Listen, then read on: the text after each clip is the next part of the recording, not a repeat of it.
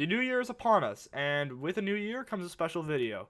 This is a video that I've seen a lot of channels do in the past, and I've always wanted to do one, so here's my top 10 favorite games of all time. Don't have a script written, just the top 10 games, so this is coming from me, not from a script. Let's do this. Stick around. Top 10. Let's go.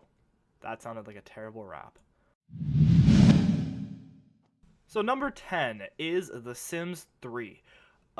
This is a game that a lot of people really enjoyed, and I enjoyed personally. I played it a lot when I was younger, and I still play it from time to time to this day. It's a really good simulation game of just modern families and modern humans, and you can just make them do crazy stuff. The game seems very simplistic at first, but it is very in-depth, and I think it is more than just a simulator. It's really an experience, and if you have not played it, I really do suggest it if you're into kind of just messing around with people and just making your people do crazy shit, because that's what you do, and it's really freaking fun. I've sunk at least 200 hours into Sims 3, and it is a fantastic game. Sims 2, another great game, and Sims 1 is good. A little bit aged, but I'd say Sims 3, if you're ready to jump into the series, do it now. Sims 4 is coming out soon, so I'd say wait to buy the game when the full package comes out with all like the different DLCs, expansion packs, and all that stuff, and you could have the most fun, I think, out of a Sims game right now. So yeah. Number 9 is The Elder Scrolls 4 Oblivion. Now, a lot of you might be saying, Sam, why didn't you put Skyrim? Skyrim's such a better game. Why am I unsubscribing? Skyrim is so much better. Well, you know what? Screw you, because Skyrim is not better than Oblivion. Well, actually, that is to be debated, but I prefer Oblivion because it is fun, damn it. No, seriously, Oblivion, I really enjoy it for different reasons than most. I think that the game is freaking broken, which it is. The game, there's so many glitches in the game that you can abuse, and it's so, it's fun when you know where the glitches are and you can just go and abuse them. It's super cool.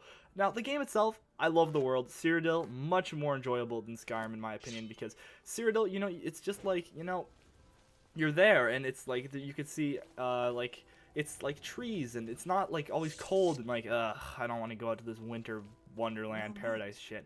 No, it's beautiful. This world is beautiful.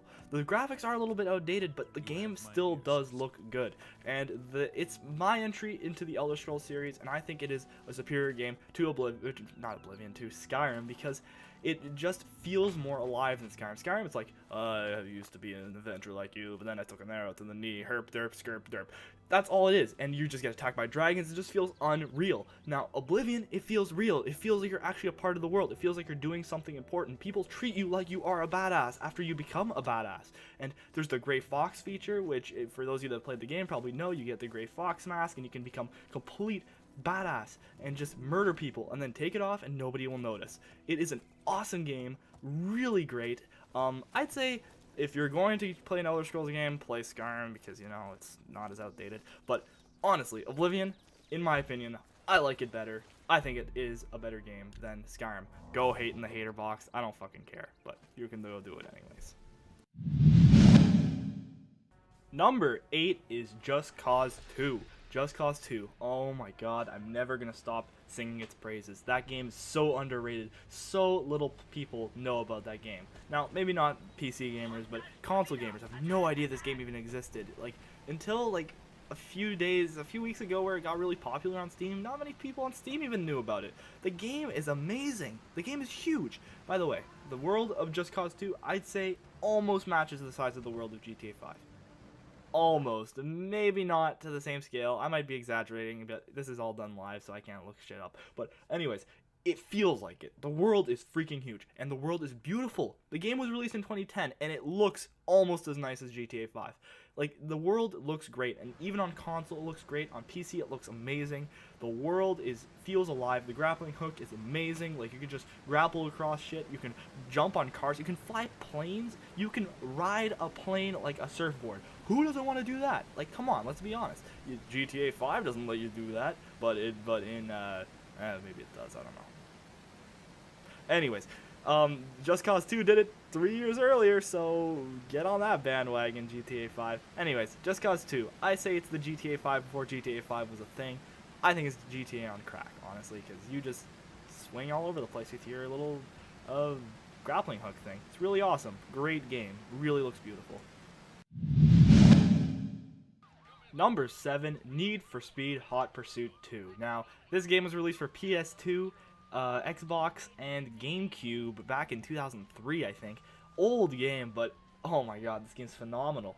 It is possibly one of the best racing games I've ever played. It's a racing game to its core. You just drive cars and get chased by cops, kill cops. You don't kill the cops, actually.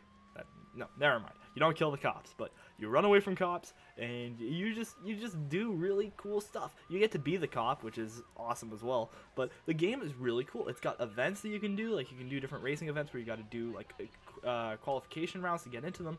Just really fun stuff. Challenge modes, like there's challenge modes against the cops, like where you have to like do a certain number of people like arrested, or you have to try to run away from the cop for a certain amount of time. There's just a whole lot of really good stuff in that game, and I think it's one of the most prominent Need for Speed games that's come out in like the past since Need for Speed Hot Pursuit 2. It's been the best one, and there hasn't been many Need for Speed games that have been better than it, because it's a challenging Need for Speed game, easy to jump into. It's not a garbage track racing game where you just drive around a track and if you get on the grass you get disqualified, because that's garbage. Gran Turismo, wink wink, nudge nudge, I'm talking to you. Anyways, it's really fun, really over the top. Like, you do crazy physics that couldn't make any sense, but you still pull it off in that game, and it is freaking great. And you get to drive awesome cars and get chased by cops. Who doesn't want to do that? Am I right? I've been saying that for every game so far. Who doesn't want to do that? But it's true. My favorite racing game, only racing game on the list, but it is my number one racing game ever. And I've played quite a few racing games, so yeah. Number 6 has to go to Saints Row the Third, man. That game, oh my god. Once again, talking about GTA on crack, but no, this game's not the same as like Just Cause. This game is ridiculous. It throws all seriousness out the window, which I love. I think that the game has a great sense of humor. The dialogue is hilarious, on the ball. Some of the stuff you can do in that game, it's like, is that legal to put in the video game? You can say that in the video game?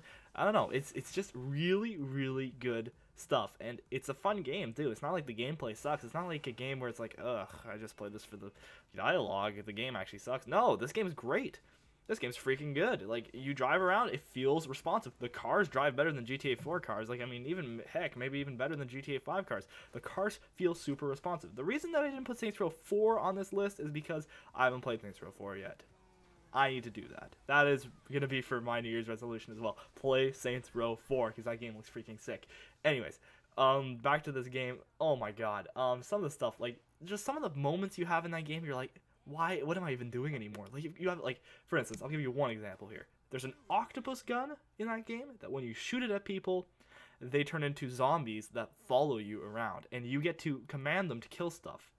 An octopus gun. Like, why? Why, Saints Row? Why would you do this? But it is freaking awesome. Only Saints Row could pull that off, and Saints Row pulls it off beautifully, and that is why it gets number 6.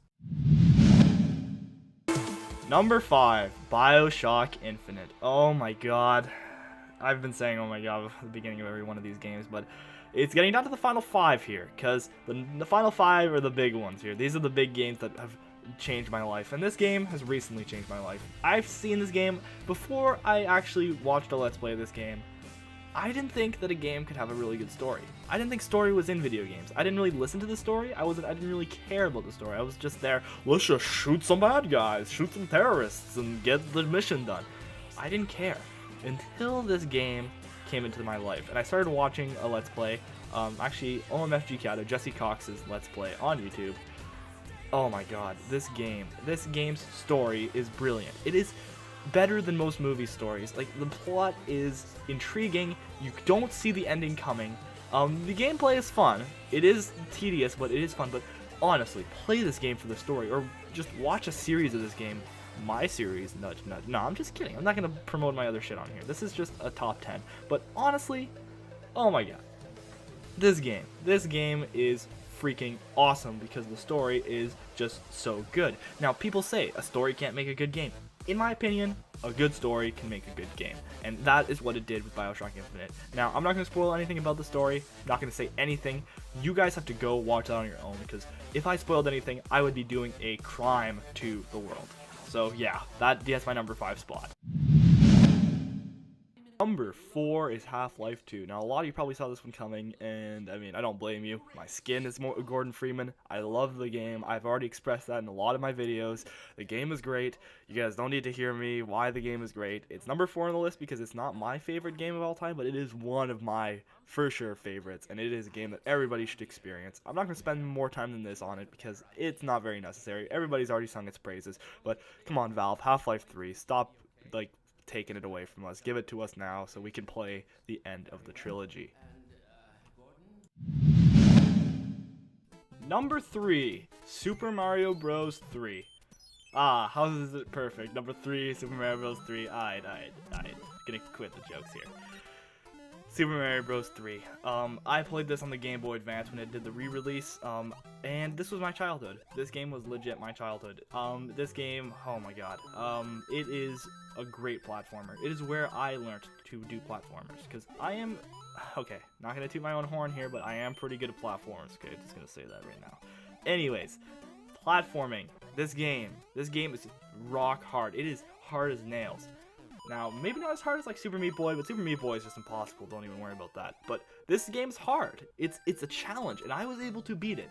I got all the way to the last level, and I never went back after the last level. I've got a trope, by the way. I'm just going to go on a bit of a side tangent here for just a few seconds.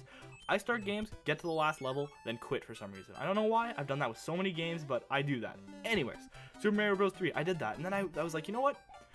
About 3 years ago, I was like, I'm gonna go back and I'm gonna beat that game. So I started from the beginning, and I played that entire game, and holy shit, that game was hard. That game is freaking hard, but it is so much fun. That game is great. It has the best power-ups of any Super Mario Bros. Game. It has just, like, really original levels. Like, the level design in that game is flawless. I'd say that just like the mechanics, everything, it's got a Mario feel to it, but it also has like some just different elements that don't show up in other games, and I think it is the best retro Mario game. Best Mario game in my opinion, because it's what I grew up with. The nostalgia is still within me, and the nostalgia is what carries this game to number 3 for me.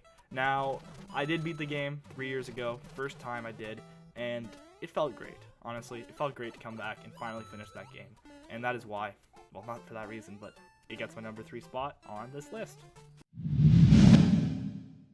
Number 2, The Binding of Isaac. Okay, where do I get started with this title? Alright, I'm going to do a little bit of shout out here. So my friend Phil actually told me, he's been on a podcast before, he's been on the channel a few times, but he actually told me about a year ago, he's like, hey Sam, go buy The Binding of Isaac on Steam, and I'm like, bro, I've seen gameplay of that, it doesn't even look fun. He's like, you'll like it, believe me. I'm like, no, I won't like this game. I won't. I was like, I'm not gonna buy this game. I'm not going to buy it. For some reason, I was dedicated not to buy it. I'd seen some gameplay of it. It looked decent. It didn't look great. I went, and I eventually bought it. It was at like $1, and I was like, you know what? Just to shut up Phil, I'm gonna buy the game. So I went on Steam, bought the game, launched it. I haven't stopped playing yet. I'm still playing that game. I'm still playing that damn game. That game is so freaking addictive.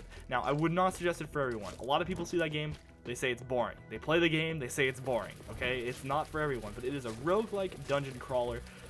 It's different than most roguelikes, though. It's very, very addictive, and most roguelikes are addictive, but this one has a different feel to it because it's fair. It's a fair roguelike, and you can learn the statistics behind it, which really makes it fun because you know the chances of you getting stuff, and you know how the game works. There's a ton of guides online that tell you what the statistics of the game are, and you become so good at the game. You start to master the game so well that it just becomes like I don't know how to explain it. It's really a weird feeling, and only people that play Binding of Isaac will understand this feeling. Only people that played for long enough, should I say. Anyways, Binding of Isaac. It's really been my go-to for when I don't have anything to do. Oh, that was rhymes. Sick rhymes. Anyways, when I'm watching videos, I'll just pop it on in the background, you know, play some Binding of Isaac, do the few runs, you know, just really fun, really addictive game, and a lot of replayability. If it's ever on sale on Steam, or not on sale even, pick it up. I'm just telling you now. Even if you don't like it, it's still worth the buy. Okay, number 1. You guys are probably all looking at this like, okay, Sam. Number 1, Minecraft. No, Minecraft doesn't even make my top 10. You know why? It's a fun game, but it's not in my top 10. Okay, never mind. I won't get on that. My number 1. A lot of you are probably there like, his number 1's probably something like, you know, a really big open world game like The Witcher. Or it's probably a really good high budget first person shooter like Borderlands, or it's probably like a really, really good strategy game like StarCraft. It isn't. Or it might just be like something completely random, which it is. It's actually the Hobbit video game from 2003. Now you guys are probably all like saying like, what is this shit? This is 2003 and I haven't even heard of this game. Yeah, I don't blame you. This game's completely unknown. Nobody's ever heard of this shit. I've met like 3 people that have ever heard of this game. Okay. The Hobbit the video game. Let's talk about it. This was my childhood game. I played this game on the PS2 and I played it and I played it and I played it. And I had so much fun with this game. I don't know why I did, but I did. It's weird. It's still a mystery. Like, I've played it and it's so much fun. I've gone back and replayed it. I'm like, okay, you know what? I must have been just crazy as a kid. I must have thought that I must have thought this game was just great because I thought everything was great when I was a kid. No, the game is really freaking fun. I've just been playing it. Like, whenever I'm like beside my PS2, I'll just pop it in and I'll play the game. The game is really fun and it's really, really like well made. The level design, I think that's what got me. The level design in that game is flawless. Like, the way the levels look is just like, it looks like the game came right out of the book The Hobbit. And since the movie just came out, or the second part of the movie came out, I think this is a perfect time to just go replay the game. Even though it's aged and the graphics don't look as great as you would expect them to, still just go play it because it's still a magnificent experience and I really enjoyed it. And it's a hard game. Holy shit, is it hard. It is a challenging experience. It is not for the faint-hearted because you are going to die a lot in this game. Anyways, that was my top 10 favorite games of all time. Now, if you want to go into the comments below and leave your top 10 list, or top 5, whatever you want, I would love to read that, because I want to see what other people enjoy. Or tell me what you thought of this list, and you know what, if you could leave a like and subscribe, that's always appreciated as well. Or even share this video, I think other people would like to see this as well. Anyways, this has been me, Sam. Very weird outro. I don't usually do this, but I don't usually do this type of video, so hey, let's do a weird outro. And I guess I will bid you all good luck on stuff. God, that was terrible. I guess I'll see you guys next time. Shit, man, I'm bad at this.